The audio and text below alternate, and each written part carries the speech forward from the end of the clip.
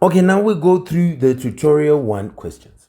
Okay, and remember that we have naming, we have isomerism, we have organic chem reactions, then we have organic chem theory. Okay, so I'll start with naming. So we are doing tutorial 1. We're going to be doing tutorial 1, and we are going to be doing section 1. Okay, we're doing section 1 questions. Okay, section 1 questions. Remember what section 1 is? Naming. Okay, naming and drawing. So nomenclature. Okay, naming and drawing. So, or naming and representing. So representing it in one of the molecular formulas, whatever, one of the formulas, I mean, whether it is the molecular formula or the bond line formula or whatever it is. Let's see question number 1 is part of that. If you see question number 1, it says, for the following condensed formulas, write a structural formula and bond line. So we are coming from condensed and we're going to structural and bond line. So this is very important. Number 1, you ask me, what is structural formula? Remember that we said that for structural formula, we have condensed structural formula, which is the one which is here. It is a structural formula. The one which you see written down already. This in A, B, C, D, you see all of them. They are writing down a structural formula. It's a type of a structural formula.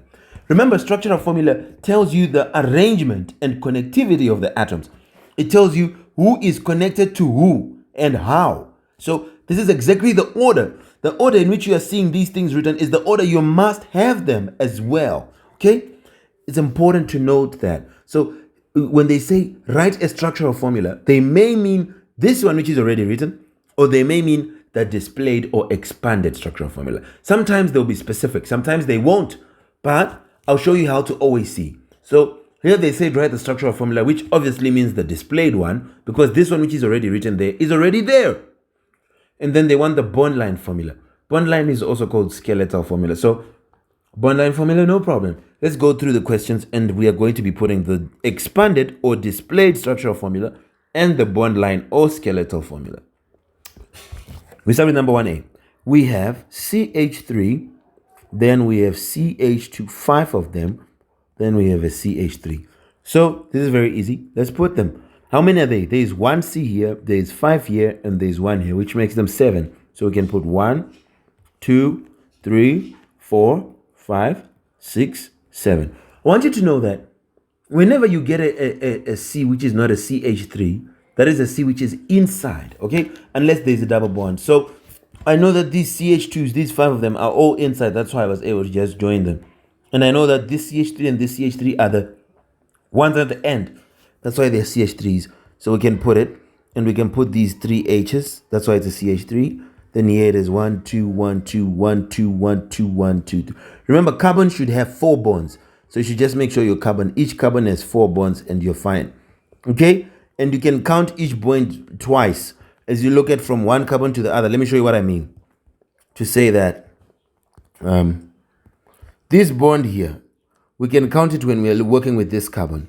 We count it as bond number 1, 2, 3, 4. And we can count this bond here again when we are working with the other carbon, which is this one. We can count it again to say 1 now, then 2, then 3, then 4. So you should be able to do that. Okay?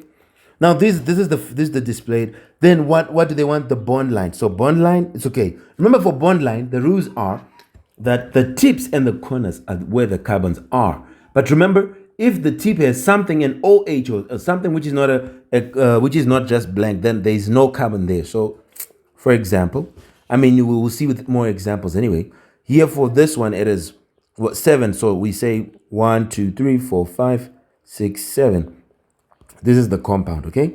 Where you can have 1, 2, 3, 4, 5, 6, 7. So this one has 7 carbons, okay? You count every corner and every tip which has nothing. If you had put an OH here, then this would not be a carbon. You can't count the carbon at the end. No, there won't be a carbon. There would be 6, and there's the OH. But if I leave it like, then there are 7 now. So this is 7 carbons, and here we have it. That's what you do for the first one, okay? That is it for the first one. I'll do part D and more in the next video. Goodbye for now.